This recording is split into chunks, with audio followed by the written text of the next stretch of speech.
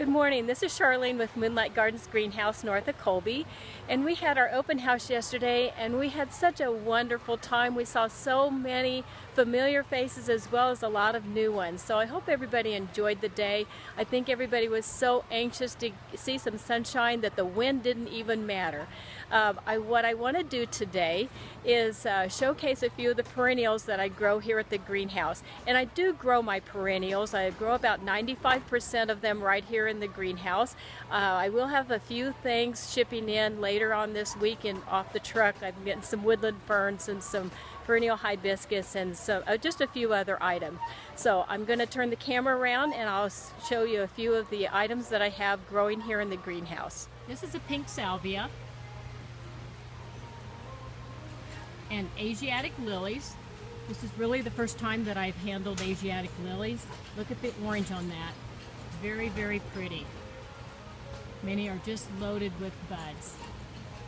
A new one that I'm growing this year is called Manhattan Lights West Country.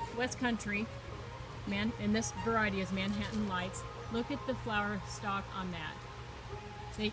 I'm growing 4 of the 6 colors that were available. This one is Gladiator, that color. The purples seem to be a little slower than the rest of them. And then here's the red, this red rum. When that blooms, I'm sure that it will be just really, really pretty. You can see it, there you go. And another fun thing, I always get so many different kinds of eucharis. This one happens to be watermelon. It's very full and tall. Eucharis grow. This one is called Fire Alarm. It's almost the same color as the watermelon, but it's a deeper coppery red. It's really pretty. A fun one, of course, to add to the mix are these black pearls. Then we've got the chartreuse greens and the striped greens. Eucharis grow in part sun, so if you've got a place that has all morning sun and afternoon shade, they will give the best show for that.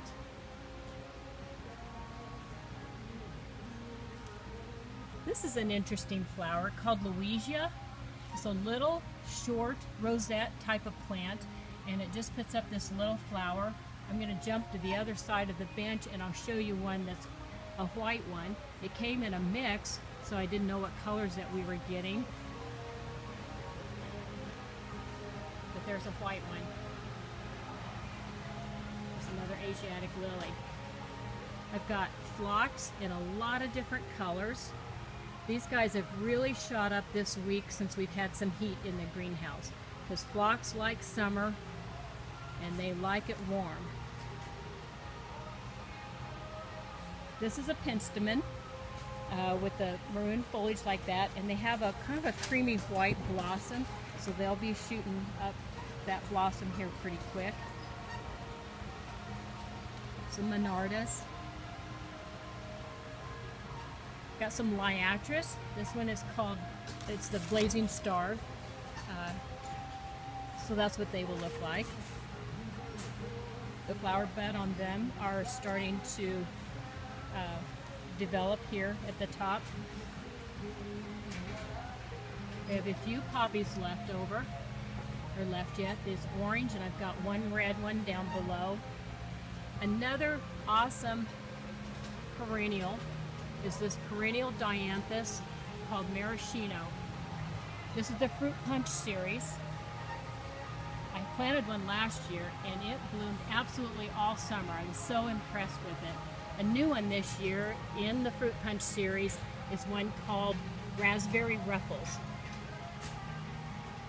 And the blossom on those are much larger, but look how many that there are.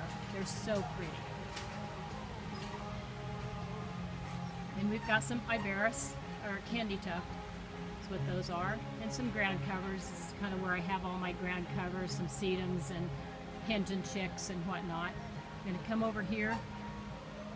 I've got some lavender. This one's called Phenomenal, and it really is a pretty one. Honey, do you have less water today than you did And then yesterday? And then I have some other lavender here. These guys. This is Asclepias, and this is a new one called Soulmate, but it's the butterfly weed for the monarch butterflies. So if you want some monarch butterflies and try to keep them going for the summer onto their next generation as they migrate through Kansas, the larvae of the monarch feed on these and then pupate into the beautiful monarch butterflies. So got to have some of those around. And then we're at the tail end of the blossoming of our columbine.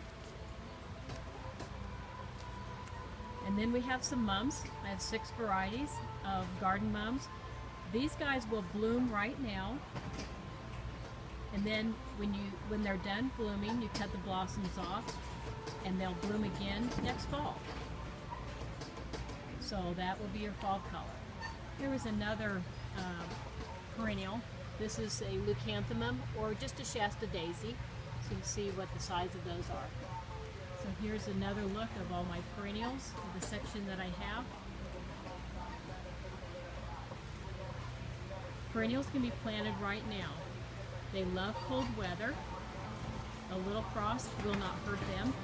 And so they can be planted and put in the garden. You can get a little head start on perennials before you put your annuals out. I don't know if we're past the frost-free date. It'd be nice if we were, but it is the end of May. Tomorrow's May Day. Our frost-free date for this area is an average on May the 5th. So we can still have some frost. Have a great day.